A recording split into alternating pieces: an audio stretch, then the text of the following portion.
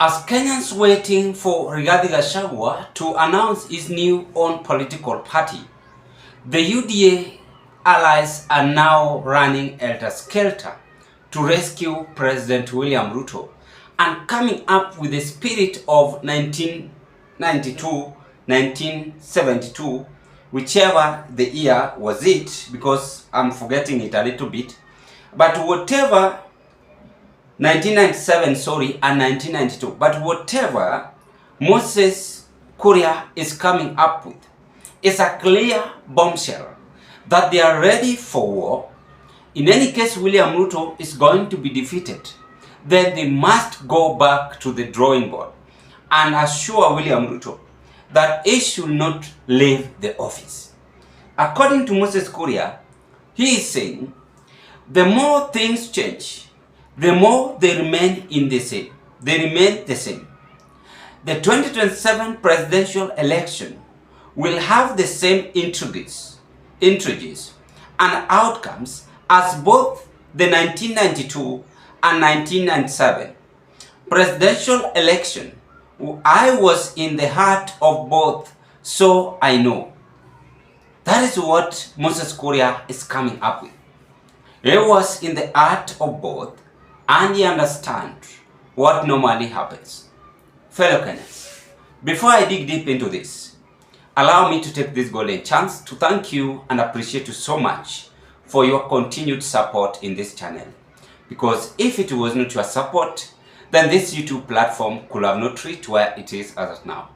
To the new subscribers who had subscribed to this broadcast, I want to say thank you for your subscription, thank you for the like, thank you for the comment.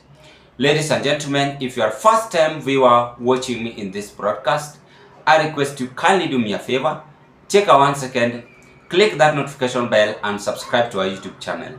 Like my video, watch, share and give us your opinion.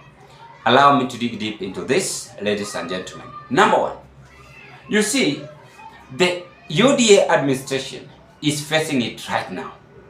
And there's nothing to fear. But the facts remain that UDA administration are now disparate and watching how Kenyans are running away from them.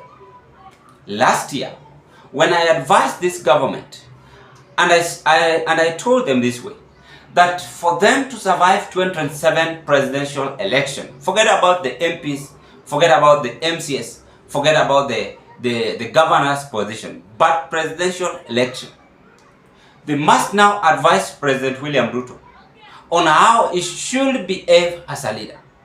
Because in some occasion, Ruto forgets some of the characteristic skills in leadership. When we talk about leadership skills, allow me to repeat it again. Because some of the leaders are not understanding. That is why they are facing all these political challenges. A leader should be sober-minded. A leader should be focused. A leader should be enthusiastic with whatever he or she is doing to the people. And a leader should have a compassionate heart. When you have a compassionate heart, you will understand your people. And you should never forget where you come from. The background determines a lot. Now, according to Moses Kuria, I say, for now we believe and for now we understand why Kenyans are now heartless, why Kenyans are now restless, and they are preparing to take us home.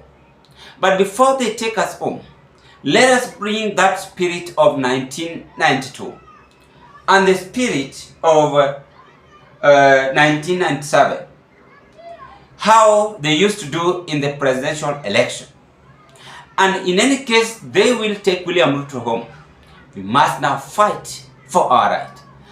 This message is very much significant, ladies and gentlemen, based on our political analysis or observation. Remember, his remarks comes a day after they were confronted that UDA administration are having many advisors but doing nothing in the government. UDA administration are having a lot of challenges but performing poor duties to the people in the Republic of Kenya. Even them themselves aren't secured. Our MP is being killed like a chicken. The president is being beaten with a shoe publicly like nobody else. Kenyans, no one is secured. Kenyans, instead of getting protection, the police officers are only enhancing security during demonstration, but they lack some of the knowledge and wisdom in the security sector.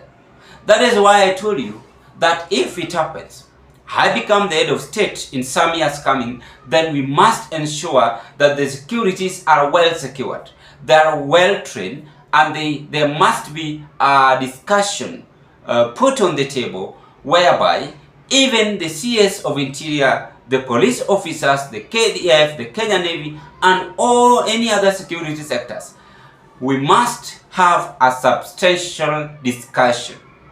How can we protect our country? How can we protect ourselves? So there's this fear. The ground right now is hostile. And that is why RUTO is now desperate, using the Luo community. Those whom he knows that they are tough-headed, they can defend him. People like Wandai, people like John Badi, people like Raila Odinga, the former Prime Minister, to secure his victory. But according to Moses Kuria, he is now realizing that Mount Kenya has gone. And now if Mount Kenya has gone, fellow Kenyans, let us use this 1992 method to ensure that any Kenyan who will be outside there planning to remove William Ruto must be accounted for. So they want to raid each and every person. If you will not vote for William Ruto, you must prepare for many political challenges. There is a threat Moses Kuria is coming up with. These are the people who are supposed to advise William Ruto and tell him that the ground is not favoring you. Why is ground not favoring you? Because of this and that. But instead of coming up with such kind of essential thought, they are coming up with what we call threat political or threat politics, whereby if any Kenyans will not give William Ruto a chance, then he is going to be desperate and is going to face the wrath. So these people are not ready to vacate the office. That is what I'm trying to say. They are not ready to vacate the office. Even the Wamunyoro you are seeing they are regrouping, it will be difficult for them to vacate the office. So ladies and gentlemen, what are your takes? Give us your opinion at the comment section below. I rest my case at this point. I wish you all the best. Thank you so much for your continued support that you always offer in this broadcast. All the best. Let's meet on another political discussion. Bye-bye.